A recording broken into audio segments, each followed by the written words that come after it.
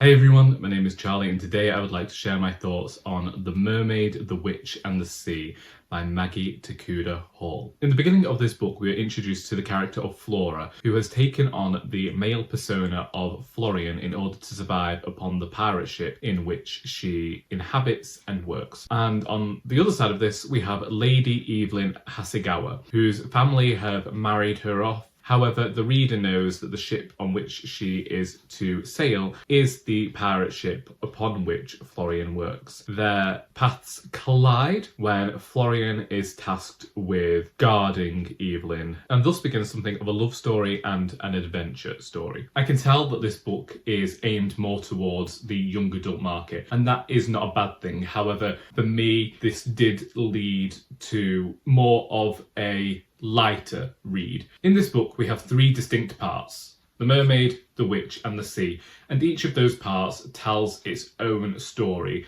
in order to build to the final crescendo of the tale. I like the way that the author did this. However, it did also lend itself to feeling like each part almost had a finality to it, and that the next part didn't really have a full continuation. When I say this, I'm talking specifically between parts 2 and 3, and without spoilers, we learn something about one of our characters, and it doesn't really feature heavily in the third part, therefore I wondered why it was mentioned at all. It felt almost like it had been shoehorned into the narrative in order for the author to come up with a convenient solution to a problem, and that is something that seemed to happen throughout the narrative, this convenience.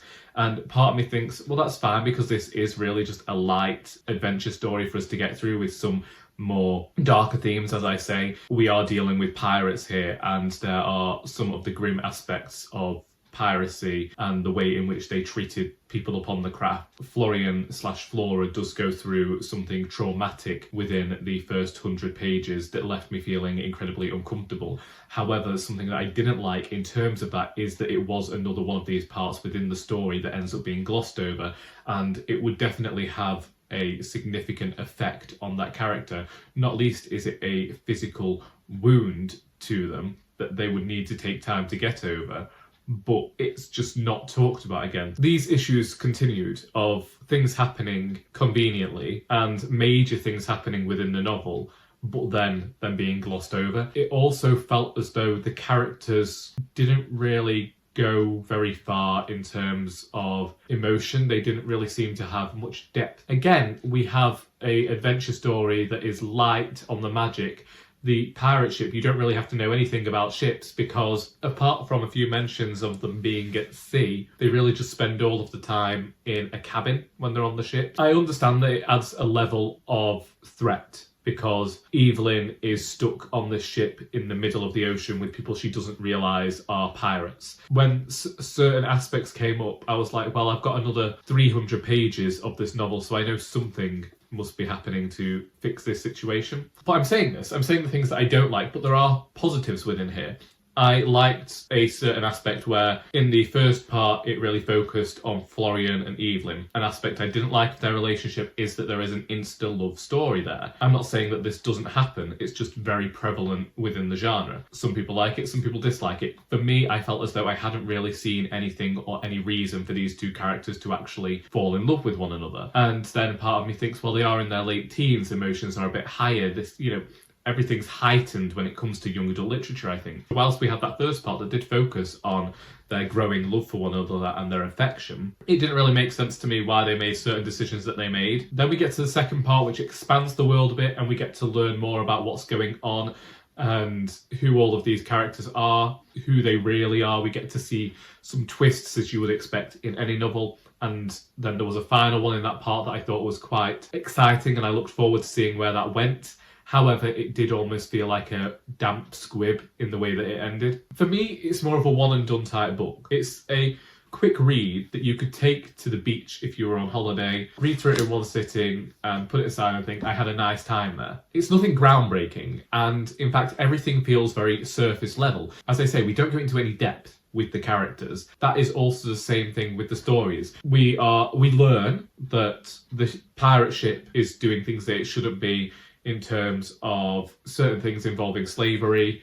and also kidnapping mermaids, because mermaids have this blood that is also almost like an alcohol, and they are draining mermaids, which is something that the Pirate Supreme, who is this figurehead that we don't really see that much, is completely against, because the pirates believe that if you irk the sea, and the sea is the mother of these mermaids, then it will only come back on you tenfold. And so we learn that, and then we learn about a different part, which is why Evelyn was on the ship in the first place. And all of these things are interesting, and they do add a layer to the story, but it all felt incredibly basic, and it was a bit like writing 101.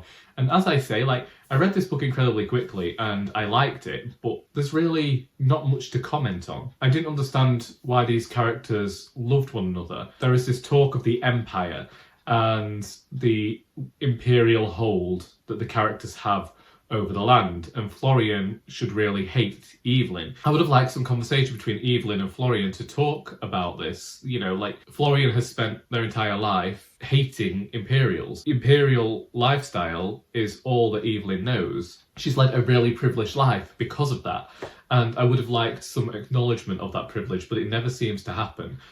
It's almost like we just have Mary Sues who can do no wrong. I appreciated some of the discussion about gender, but I don't think that it went into great enough depth. Again, I just think that this story could have been done better in so many different ways. If you want to have the conversation about gender, then you can't just let it be this one paragraph that doesn't really go anywhere. It was nice enough, but bland. That is this book. Light magic, light adventure, insta love, and a romance that makes no sense. It was bland. There are so many books that do everything that this book wanted to do better. Yet I still say, if you want a light read to take on holiday with you, then do this, because you can just leave it behind when you go home. And that's The Mermaid, the Witch and the Sea. If you've read this book and would like to discuss it, then please feel free to do so in the comments. If you have a completely different opinion of this book from me, then please do feel free to spark up a conversation about that as well. I'd love to see some alternative opinions than my own. I hope that you have enjoyed this video, because until next time, that is all.